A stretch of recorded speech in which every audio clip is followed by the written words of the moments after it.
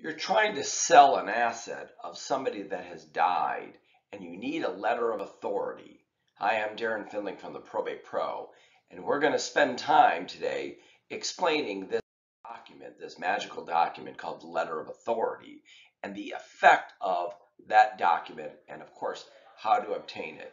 First, understanding the general probate administration process is set forth in this timeline that we've created. If you'd like a copy of it, give us a call. We're specifically addressing after you've requested of the court through an application for probate or a petition for probate, and the court or register has appointed you as personal representative, you're going to obtain a document called a letter of authority. This document is really important because it allows you to stand in the shoes of that person that has died and to be able to handle all of the financial affairs of that individual in which they own assets, as well as address any of their liabilities. It really gives the authority upon which to act. Now, the form is set forth here, and if you'd like a copy, again, reach out to our office. It's PC 572. This is a state court administrator form that is preset, meaning the fields are already preset. And of course, there are some courts that actually create the form for you, and most of the courts in Michigan, you have to create it yourself. Now, the form itself is called a letter of authority for personal representative.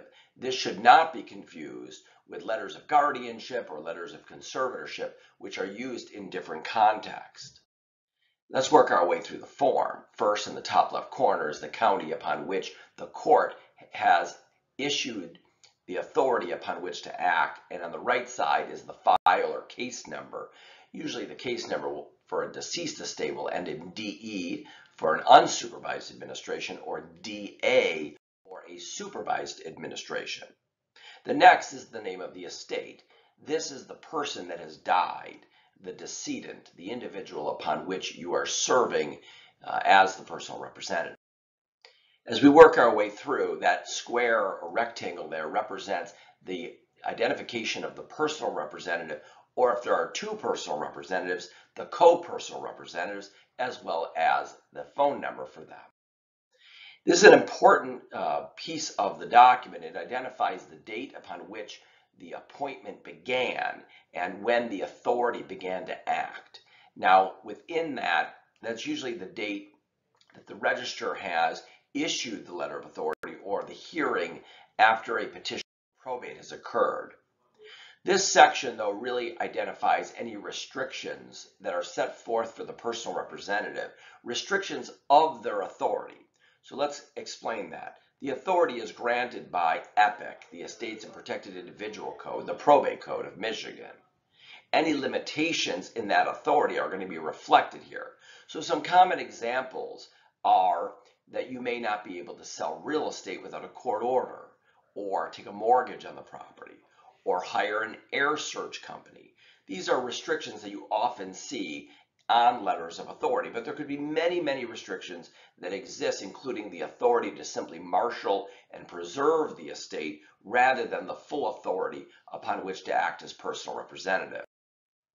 The next section identifies the date of the expiration of those letters of authority, and there will be a signature of either the judge or the registrar.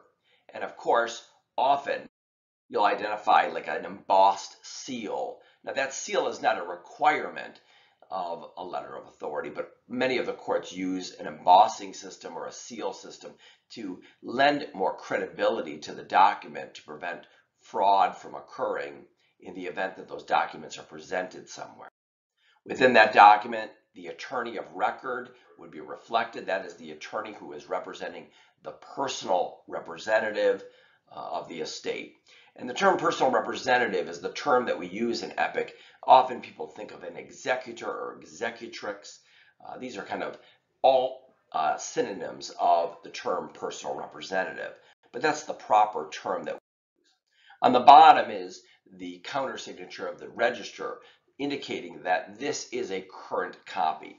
And oftentimes, title companies, financial institutions will want a recently dated letter of authority that has been signed by the deputy registrar, indicating that that document is still in good force and effect. Now, once you receive that letter of authority, you have a responsibility to complete all of the responsibilities and duties that are incumbent upon a personal representative. You have to serve notice of those letters of authority, as well as do all of the steps in the administration of probate.